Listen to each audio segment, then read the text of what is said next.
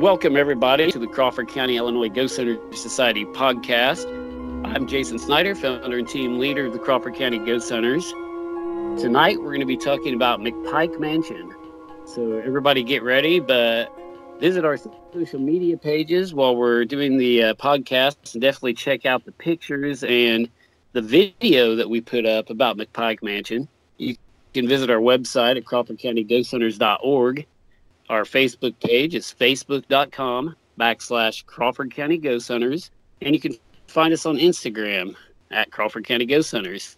And unfortunately, Donovan didn't get to make it to this investigation, so he's got a lot of questions, I think, for me tonight. Donovan? Absolutely, yes.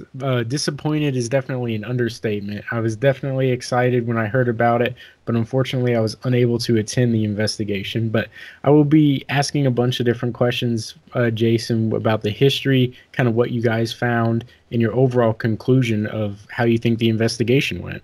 It's going to be a good one. I'm going to definitely answer all those questions and get to the big event that took place during the McPike Mansion investigation, which, you know, if you guys have watched the video, some of you have probably seen that. But real quick, I want to give a special thanks to Midnight Syndicate for allowing us to use their music for tonight's podcast. All rights reserved, used with permission. And we'll go ahead and talk about our investigation. Absolutely. And I think without further ado, welcome to the next episode of the Crawford County, Illinois Ghost Hunter Society podcast. All right. Welcome back, everybody, to the podcast. And tonight we're going to be talking about McPike Mansion. Absolutely. A location that I unfortunately was not able to go for the investigation, which I had heard a lot of different stories about McPike Mansion. And I'm really excited to kind of hear what all happened and, you know, learn even more than just like our listeners. You know, I'm basically a listener here kind of asking questions this episode. So Jason, just if you kind of give us a little bit of an idea in the history of the McPike Mansion. Yeah, Donovan. McPike Mansion, it's located in Alton, Illinois, and it's over there by kind of toward the St. Louis area. You know, it's over in Alton, and the town has a reputation for being haunted. The whole, you know, town has this big history and lore behind it. And there used to be an old prison there, and there was a bunch of limestone, you know, from the foundations of from the prison that they used in the foundation for different buildings and structures throughout Alton. And they say that all these locations that got these limestone, you know, blocks and foundations are now haunted. But, you know, I don't know if any of those were put into McPike Mansion or not, but the McPike Mansion was actually built in 1869, and it was in the McPike family, you know, for a long time. They owned like 15 acres of land right there, and they called it Mount Lookout or Lookout Park. And it's up on a hill. I mean, if you go there, it's a neat location. You know, you go up there, you know, and this house is just, it's something right out of a like horror story. I mean, this is your typical, you know, haunted looking house. I mean, it's one of the coolest old houses I think, you know, I've ever seen, you know, in all my investigation career.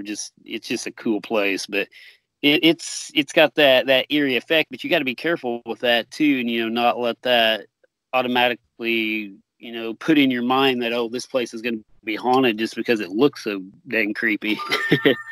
Absolutely. And, you know, and that's saying a lot coming from you've been to so many locations with that kind of site of old kind of rustic home, kind of Victorian style era house where it does look like straight out of a horror movie. And that's definitely saying a lot because I know you've been to a lot of other locations.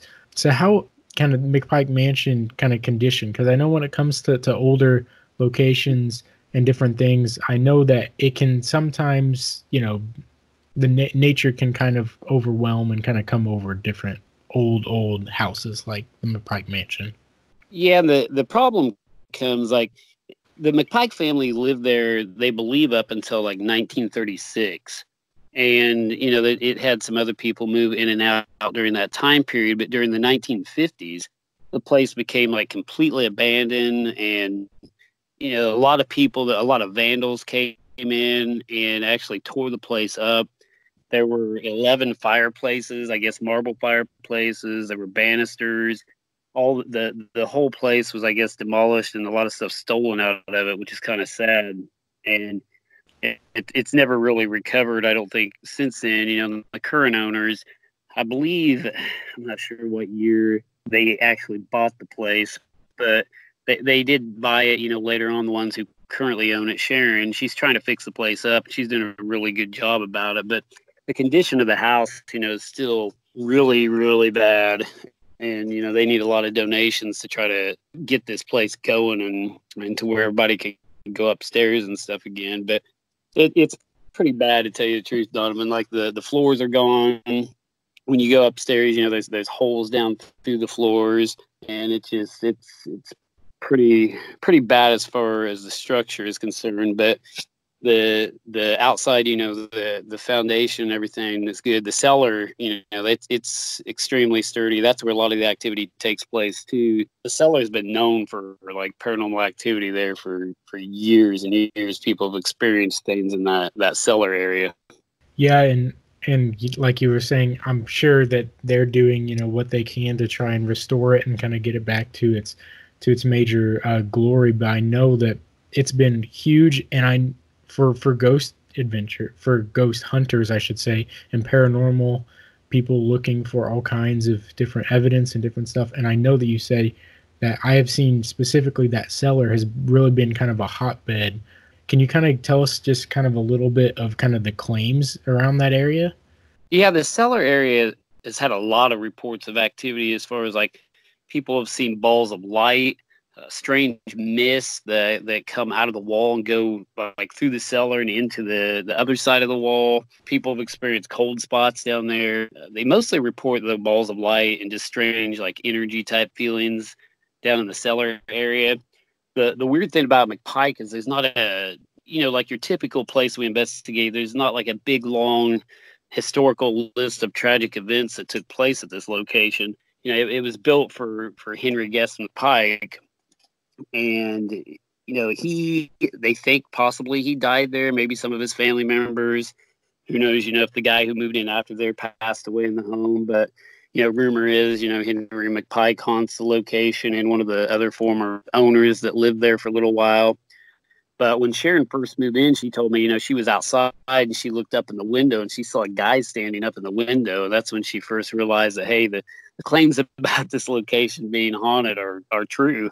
So she actually had some good experiences, you know, the current owner of, and seeing stuff herself, you know, within the first few weeks of owning the location. And I think that kind of opened her eyes up to the world of the paranormal. And to my knowledge, you know, she wasn't a paranormal investigator or ghost enthusiast or anything like that. She kind of became one overnight just because she bought the mansion and, you know, the ghost stories that come with it. Well, I definitely think that's a powerful, you know, story when it comes to someone who buys an old house that has a massive amount of kind of history around it, and they experience things themselves. And I think that is a great way for I should call it an attraction, but for ghost hunters to come because they realize, you know, they have an owner there that has experienced those events themselves. They aren't just buying this based off of claims. You know, she bought this house for, you know, whatever intention, and then she herself became a believer. And I think that can speak wonders on what the claims and the activity could be at McPike, and just how famous it can be. I know if you Google search McPike Mansion, there's so many pictures of just different faces and windows and so many different activities of pictures that people have taken that some would say it matches up to her story. So it's definitely, you know, exciting to be able to work with an owner that herself has kind of been influenced into believing more into the afterlife and the paranormal after purchasing the property versus purchasing the property for that specific reason. Now, whenever you guys first got there, when you guys set everything up, get ready for the investigation, was there any kind of preliminary testing that you guys found or debunking while you guys were setting everything up with the cameras and different equipment? Yeah, I mean, with any location we go to, we try to debunk all the activity that previous teams or previous people have experienced in the location. And it's like I said, it's got that typical haunted house look. So you've got to be extremely careful with this place and not let your emotions get the best of you, because I mean this place looks haunted. Your typical psychological thought process of, oh my gosh, there's got to be something there, and we can't let that override us, because like I say, we go into every location with with an unbiased mindset and try to find something. But we didn't want to just you know find a ghost or something. So we started setting our equipment up, and I told Dickerson, I'm like, I don't know if this place is haunted or not. I'm just gonna let it see what happens here. And we didn't go in there with any expectations of finding anything. And it was like our last investigation. We were coming off an investigation that we didn't find anything. I'm referring to Willow's Weep that we investigated, which is probably going to be one of our next episodes.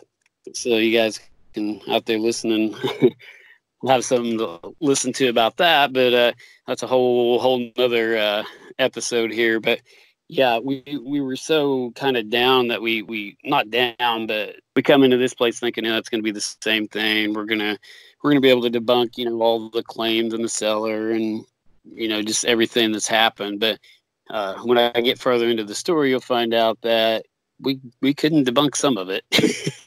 Absolutely. I have definitely heard, and I'm definitely excited to hear more about that. And adding on to what you said, when you said, you guys were kind of down, and I get exactly where you're coming from with the attraction of going out to all these places, because I know myself, people have asked me personally, I couldn't go out there and do that, stay out that late, go to these locations in the complete dark. Like, what makes you do that? And it's just the hope and the mystery behind these locations. And I completely understand. And just to kind of add on to that more is, we're there to not only debunk things, but one of the main reasons, I think, at least for me personally, to go out to locations like that is to go out, prove whether something is haunted or not. And if we can't, it's that excitement and that mystery of, we can't debunk it, what could it actually be? So just to add on to that, so no one thinks, oh, we were bummed because going into this, just because we had one property, like you said. That's just the excitement, at least for me personally. Right. You've got to have those occasional events that keep you fired up to continue to investigate, paranormal occurrences, because like you said, 90% of the locations we go to, we do debunk, and find natural explanations. And it's those weird experiences we have, like happened at McPike, that fire me up, to like keep researching this. And it's like, well, maybe some of this stuff is real. Maybe, ghosts do exist. Maybe there are paranormal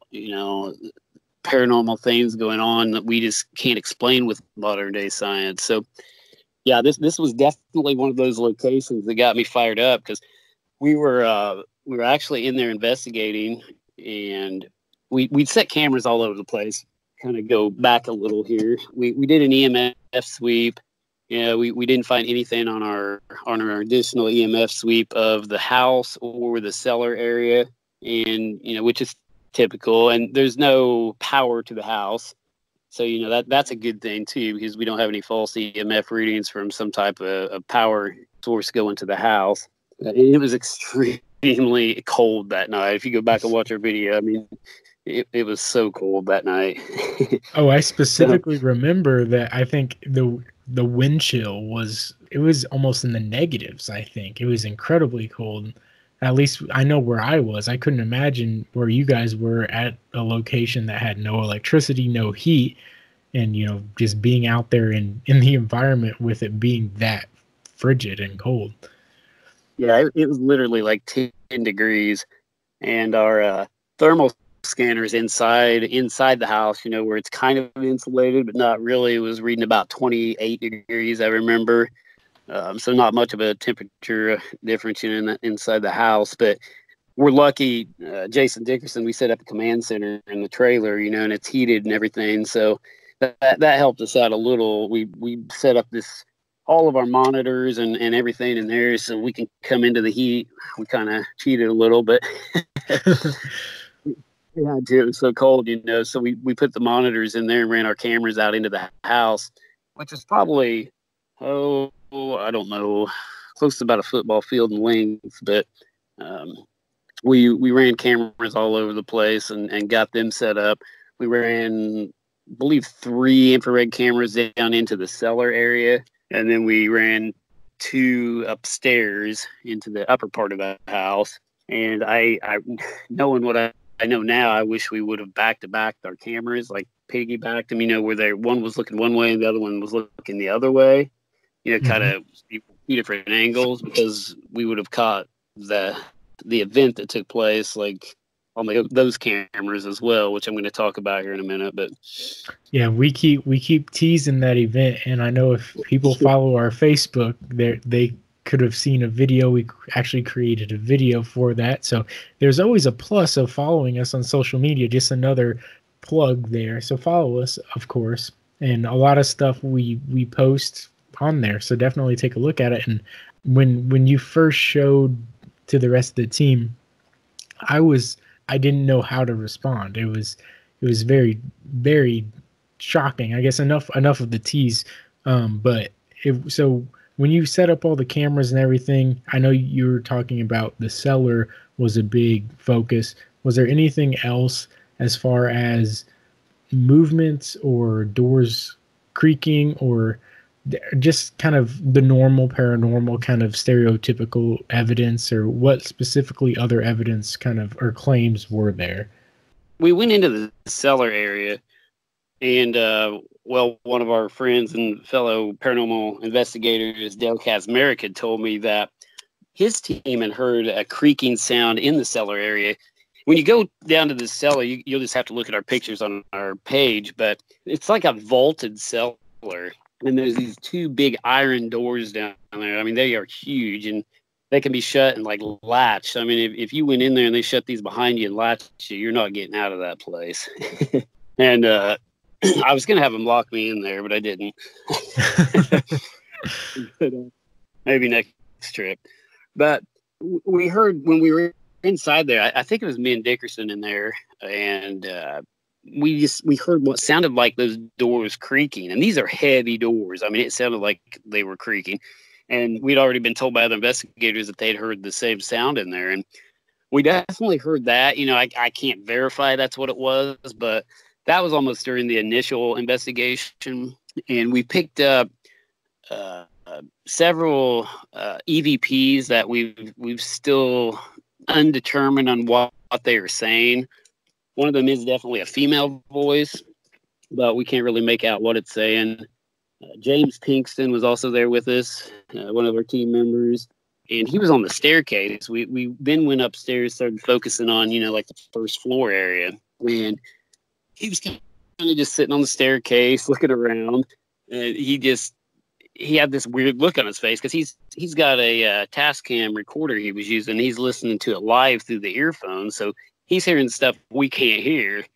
And it's always funny to look at him when he hears something, because he gets this weird expression on his face, and I know he's hearing something, we can't, we don't know what's going on. And he's sitting there, and all of a sudden he just he gets this, I don't know how to even explain it. Like, it's almost funny. His eyes get real big, and he looks up toward the first floor up there. And I'm like, "What's wrong, James?" And he's like, he starts pointing up there, and I'm like, "What are you hearing?" He just gets up, walks out of the house. It wouldn't tell me like what he heard. And finally, we go out to the command center, and we're like, "Okay, so what was that about?" He goes, "Okay, listen to this," and he plays it back. And there's literally, I thought it sounded like somebody growling, like this big long growl. But some of the viewers, I mean, if you listen to it on the loudspeaker, it almost sounds like die, like this real drawn out die. It's like a combination of a growl and die. Huh. So we've still got to post that up on the page yet, and I got to get that sound clip off of James so we can post it. But it was something, I tell you, like nobody made a sound. It was just me, Dickerson, and James in there, when that event took place. And definitely, and none of us made that sound, and I cannot come up with any logical explanation for where that sound could have came from. Yeah, and I mean, if when it's something that's, die or killed or murdered or something like that, if you can kind of tell everything, kind of each word, kind of sound out each of them, a lot of people can say, oh, it was just wind, but it's hard to tell, and I definitely can't wait to listen to that, especially if it got to the reaction where his reaction was to just point and then go and review it immediately. It must have been something pretty substantial that he heard that he immediately got out to try and figure out what it specifically was saying. And I think that's one big thing another thing that we really like to do, and I'm sure that's what he was doing too, was trying to review and make sure we know what it was saying and try and kind of respond and communicate with whatever it was more, versus just recording as much evidence as we can and then walking away from it. I'm sure it was trying to communicate even further with it by analyzing it and evaluating it, so that you guys could go back and probably communicate more, I would assume. Yeah, you're right. And he went outside. He told me also that he thought he heard, like, I believe he said humming before and after the event, like a humming type sounds coming from upstairs, and then the long drawn out like and it was weird. I'm telling you what. So, but you're right. We try to look at stuff and examine it and listen to our EVPs instead of like recording all of our sessions and then go home, listen to them, and then we might get a ghost or spirit saying something like "help me." Well, then we can't interact with that and ask them, what do you need help with? If we listen to it later on. So we try to review everything on site that we can anyway. So that way, if we do get an intelligent response to any of our questions, then we can come back and interact to that intelligent response to see if we can get further responses. And a lot of times that works out well for us. So that's why we do a lot of our on-site EVP listening, right there where everybody can hear it on our live feeds even, so we can hear what the reactions are to our questions. Absolutely. And I know, me, as I really enjoy reviewing those EVPs and everything. And I understand where you were saying when you say he gets a facial kind of expression on his face, because I know there's been multiple times where I'll be there at base just reviewing, and I know you guys like to, I'm just so in the zone and focus on it. I know there's been a couple of times where I've just looked up and you guys have just been staring at me, looking at me. And whenever I do see something, it is that kind of shocking look of, what was that? Can we try and figure out what that specifically was? Can we clear it up? And yeah, it's something that we really, really like to do for sure. So I guess moving forward, just in the investigation, kind of was there any other different evidence that kind of happened as well? Oh yeah, that's not the main event yet. Yeah. What I'm referring to here is this is probably, at this point in the investigation, we probably recorded about 3 actual EVPs that I would say, is no doubt, some type of electronic voice phenomena, some type of intelligent response to us being there. And it's definitely human voice that we recorded. Definitely none of us. We've got at least 3 EVPs at this point in the investigation. So we're like, okay, this is pretty cool. It's not the most haunted place in the world, but we're picking up EVP better than the last place.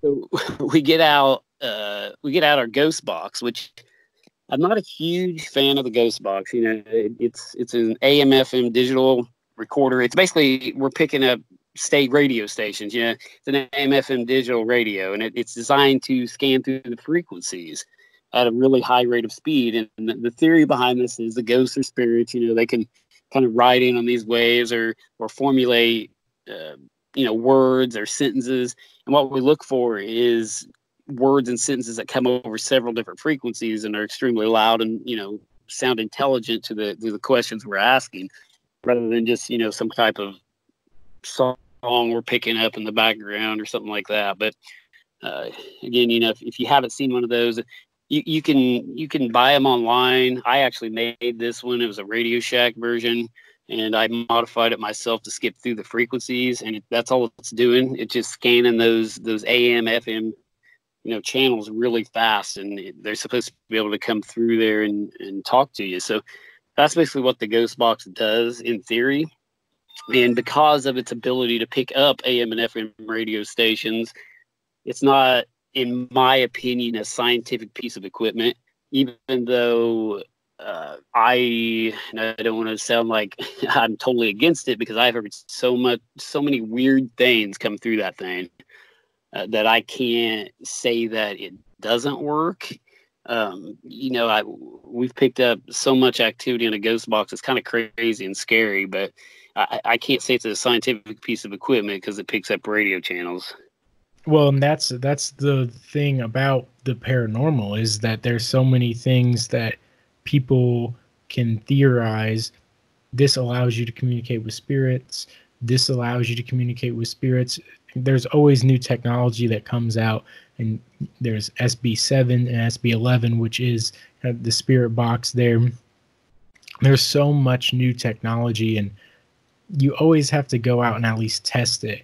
Like you were saying, we don't want to completely say, oh, we don't trust it but there has been odd things, and I know that there's been a lot of odd things. I know when I've been with you with the spirit box, and me personally, I'm with you. I'm not a huge fan of the spirit box, but I can definitely say there have been odd occurrences where unexplained words or connections have come from that we just can't explain, and on multiple times at the same location with different voices.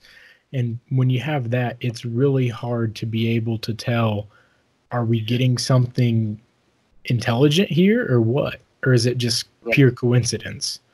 That's what you have to look for, is intelligent responses. And what happened next in McPike Mansion has just still got me, wanting to go back. And so we were sitting there, and Dickerson, he's in there with me. It's just me and Dickerson, Jason Dickerson, and James Pinkston and Courtneyman and all. They were out in the command center. They were watching the monitors and just, watching from the outside. Dickerson's got the camera rig on. He's filming me, and he's got the live camera going, and he's also got a GoPro mounted to the rig, which is what saved us that night, because the GoPro captured a wider angle, event. If we didn't have that GoPro, we would have not had very good evidence, because on the Facebook Live footage, you couldn't see the top of the door. But we're sitting there, and I start up a Ghost Box session. This is Ghost Box session number 1. And I start asking questions, and I say, did you die here? The second I say, did you die here, the front door just opens up. I mean, we had this door latched. And this, if you have ever been to McPike Mansion, these doors on the front of this house are heavy-duty doors. I mean, these things are heavy. They're tall, and there's no way this could have happened. A lot of times we try to debunk doors opening as having a natural explanation, because wind gusts, suctions, current, drafts, all that stuff can cause doors to open in these old houses that aren't well insulated and have holes in them, and, windows broke out. So, our first reaction to doors opening is, it's the wind, it's some type of suction created by the house itself. But we had several pieces of evidence take place here at the same time. Several different things happened that indicate this could have been a paranormal event or experience, because we're sitting there, and I said, did you die? The door opens, and like you see me in the video, we made a video of this, which is up on our Facebook page at facebook.com, Crawford County Ghost Hunters. And it's also on our YouTube. So you guys can kind of look down here on YouTube and find our McPike Mansion video and look at this. But it was the weirdest thing. The door opens. I go, excuse my language, but, I'm like, what in the is that? I'm pointing, and Dickerson, he's like, I'm trying to get Dickerson's attention because he's just like zoned out, focusing on me. And here this door is like opening up, and like I could clearly see nobody was there opening the door. Finally, Dickerson turns the camera, and as he turns the camera, you hear "killed" come across the ghost box extremely loud. And then the door slams shut, and he caught that. Like he turned around just in time to catch that. And it was like, I was like, that was freaking awesome. You know, I was like, there is no way that could have been any type of wind or, you know, suction causing that event. The door opening possibly, but not slamming shut then after it opened. And at the same time, we got killed on the ghost box. So that was a pretty cool experience, I think. Like, probably one of my more memorable things, you know, that going into the future that I'll talk about, because say we've explained a lot of doors opening or even closing, but you never hardly see a door open and then close. And but yeah, it was pretty cool. But I'll tell you another piece that fits into this, you know, after we review the evidence. But I'll let you get a little get some comments in here on that event. Well, I definitely want to say that just hearing you talk about it, it's shocking, doesn't necessarily give it justice. Go look on Facebook and YouTube, because with seeing it in person and seeing it shut, and you can hear how loud it slams shut, and it sounds like it truly does slam shut. So definitely go watch that, because we couldn't explain it. And I know that you added in, when you slowed it down, you saw a potential orb. And I know last episode we talked about orbs a little bit, but it was just, and like you said, it's a lot of evidence, potential evidence that all happened at the same time, different types of evidence, where it's hard to just say that was just a huge coincidence. You know, maybe if two things happen simultaneously, okay, I could see where that could be more closer to, oh, it's just a coincidence. We can just call it a coincidence, unexplained. But when you have the door open, you have killed coming through with the words, then it slammed. You see the orb on the video, and then it slams shut. It's hard to necessarily say that was just nothing, because I know you guys also attempted to debunk it as well immediately after that. Right. Yeah, that's what I was going to tell about next. You know, it wasn't, we didn't know about, I don't call them orbs, but I call them light anomalies. But we didn't know about this light source that exited McPike Mansion at the same time the door slammed until later on when I reviewed the GoPro footage to, you know, get on there and look at this. So I look on there, I'm looking at this GoPro footage, and I slow it down, and I'm like, oh my, you know, I look at this, and there's this light that just comes like almost from the staircase area. It goes around by the door and just shoots out the door. And the second that thing shoots out the door slams. And, you know, of course, we didn't know that at the time. We didn't know we captured any type of light anomaly or anything, you know, exiting the house at the same time. So, yeah, we've got three things happening all at once here. And, you know, we've got like you said, the door opening and closing, the killed on the ghost box, and a light anomaly go exiting the house at the same time the door closes. I mean, I wouldn't call it an orb, because like most orbs are dust. And that's what I said kind of in our last episode, like 99.9% of orb phenomena is dust particles. It's pollen in the atmosphere. It's moisture droplets accumulated, snow, rain, you know, you name it. But this is a very, very dim, self-illuminating light source that you can see kind of exiting, you know, through the shot and out the door.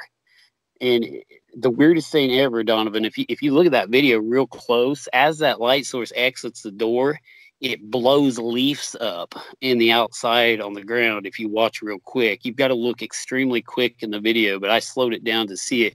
It's like the energy goes out the door and actually causes a disturbance in the leaves as it goes out. Now that I did not notice, and now I'm incredibly intrigued to go back and look at that and see that. And the fact that you caught it closing towards the end, I know you caught the tail end of it opening and then it slamming shut is just phenomenal. And it's a huge piece of evidence that just, again, it can't be explained. It's a lot of things connecting together. How hard or difficult was it for you to say this was definite evidence of a paranormal event that happened? Because I know that without substantial evidence, we don't, as a group, we don't usually brand or claim, different things like that very often. Right. Yeah, it was hard for me to say, hey, that was something paranormal. But when you have three things going on like that correspond with each other, at the same time, that's a little hard to explain. And I went back to the command trailer and we were talking, me and James, and he goes, "So you think it's haunted yet?" Yeah, 'cause James had been there before several years back, and he was a big. He told me before we even went in there. He goes, "Now this place, I truly believe is haunted." I'd still, I like to keep a non-biased mindset, not lean either way until something, proves itself to me. And it definitely proved itself to me, that it showed me that there was something there. So I still can't explain it. Like I say, there's this 1%, incidents out there, that happen to us that we can't explain. And that McPike Mansion event is probably going to be one of the events that, going on into the future, like I'm going to talk about, that I can't get over and I can't explain what happened to us. Yeah. And it's a huge shock. And I recommend everyone to go see it, just because I know when I showed people that video when it was first posted, their first reaction was they jumped because of how loud that door closed and how forcefully, and it just, that immediate reaction of a shock, as you can clearly see there was no one by it and it's closing by itself. And I would highly recommend everyone to definitely go check that video out. Now, after that event, was there anything else that kind of occurred with that event, or did it any other potential substantial evidence? I know you said that was the big main event, but was there any other kind of little things that we're still kind of analyzing and looking at? We might have captured some more EVP after that. We're still going over evidence from that investigation. It's still kind of new. I mean, we've got to get over the rest of our evidence for it, but that was the main thing. There was not really anything that was going to top that. I mean, other than, maybe if an apparition came walking down the stairway and shook our hands or something, but it didn't happen. But yeah, right. we definitely, we definitely had some strange things go on in McPike that we can't explain. And if I had to say, is the place haunted? I would definitely say yes. The place is probably haunted or has some type of paranormal activity going on in there. I think we're going to go back probably in the summer when it warms up, because it was extremely cold, and investigate some of the outside areas, which I want to kind of touch on a little. If you got any comments that you want to throw in there, but I do want to come back to our outdoor investigation of some of the claims that we did debunk about McPike Mansion. So there are a few events we did debunk I want to talk about. So yeah, definitely. And you basically answered the question I was going to ask you. I was going to ask you the hard question, your final conclusion, your final thought on it, of if this is one of the few places that you would label haunted, and you said because of that event and because of the evidence that you have no other reason to think why it couldn't be. And like you said, going to the other events that you guys were able to debunk, what were those kind of events and claims were you able to debunk while you were there? Okay, so one of the claims of McPike Mansion is that there is a cemetery in the back, and that the people in the cemetery are haunting the mansion. There's people buried out back, and there's crypts out back. Now, I've talked to other investigators and investigators that were there years ago. They don't remember any of this being there until the episode of Ghost Adventures came out. And I don't know if you've seen that episode, but they find a crypt in the woods, and they put their recorders in this crypt and all this good stuff. Well, I talked to the owner about that, and I hate to say this, but we could find no evidence in that woods supporting the theory that there are graves out there or any type of crypts in that woods. What we did find, what I believe to be a bench, and it's not very big anyway, this wooded area back there. We found a bench that was broken, which may be what they showed on the TV shows, and it was broken up, and it's a bench. You can tell it is not a crypt. It's probably a bench. It's only about 15 yards on the back side of the house, right where the yard enters the tree line, and it's definitely not any type of burial crypt. I would say they put a bench out there. You know how kind of people do that behind their house to sit and bird watch or just, relax, kind of see nature type of thing, out into the wooded area. But to me, I think we kind of debunked the whole, there's somebody buried right there. There were just a lot of red flags went up about the people being buried out there. I was told there was some other tombstones out there, but they remove them so people don't steal them. I'm not swallowing that story. For one, you can't remove a tombstone. That's a felony. Right. You can't take a tombstone from a burial site like that and go put it in your garage and then put it back there when you want. Right. And if they are, that's not a very good practice. But like I say, I like the owners of McPike. She was a really nice lady. But I truly don't. We found no evidence of there being burials in the back wooded area behind the mansion. Well, and not that I'm necessarily defending Ghost Adventures, and I know your Alton is huge in paranormal. Everyone says there's so many haunted locations there that it could have been maybe just another location in Alton that they were visiting. And that may be not necessarily on that property, but it is important that you said that, because my initial thought when I heard of the McPike mansion was that there was a crypt, and it's good that it's not actually on the property. There may be one in Alton, but I know Alton is just huge in the paranormal world and all these different locations, and that could be potentially. I'm not saying yes or no, but I'm just throwing that out there, playing a little devil's advocate kind of in a sense. But yeah, so I guess overall, and I know you had mentioned this, as an investigation as a whole, where does this kind of stack up? I know you said you had the huge door opening and closing event, and I know this is hard because you've been to so many investigations, but how would this stack up against your other ones? I know you said it's definitely a memorable one for you. Oh, I would say McPike Mansion's definitely in my top 10 of what caused that. How did that happen? An event that I can't explain. I would say it's in one of the top 10 places that I've been to that I would legitimately say that there is some type of paranormal activity going on, even though we did debunk I believe, in our opinion, we have debunked some of the stuff about the woods in the back part, behind the house, but we still can't debunk the events that took place inside the house. And even though I would like to, I can't debunk that.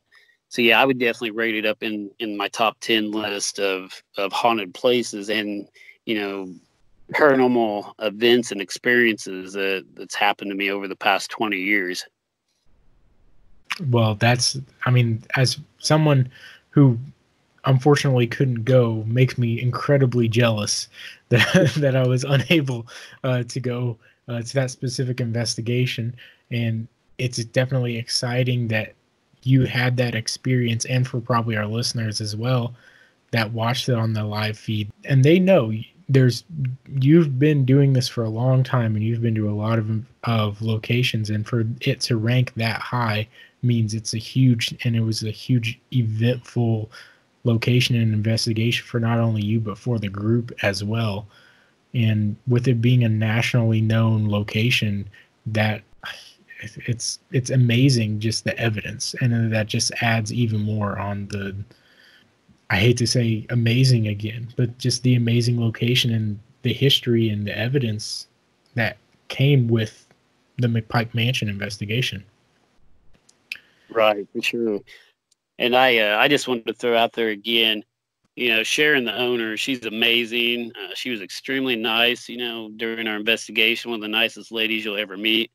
And I recommend, McPike Mansion to any team out there, if they want to try to get in there. That place is phenomenal. I mean, and so is Sharon. She did a good job working with us. She stayed there. She took pictures with us, talked to us the whole time, sat there in the command center with us half the night watching stuff. I mean, she was pretty excited by the stuff we got too. And, I just want to give a big thanks out to Sharon, the current owner of McPike, and we will probably definitely be going back in the summer when it warms up a little. And we'll explore that woods a little more. Maybe I'm wrong. Maybe there is something out there. It was extremely cold. Maybe we just got too cold and didn't find anything. But as of right now, we couldn't find any evidence of anything being out there. But we are 100% definitely making a return trip to McPike Mansion for a second investigation this summer. So, Jason, if you have kind of any, I guess, last words with McPike at all? I know you kind of touched on the owner or anything, but I think we kind of finished up for this episode. You kind of want to... It's haunted. Haunted. I think that's the way we should end it, everyone. It's haunted. Jason Snyder, quote unquote.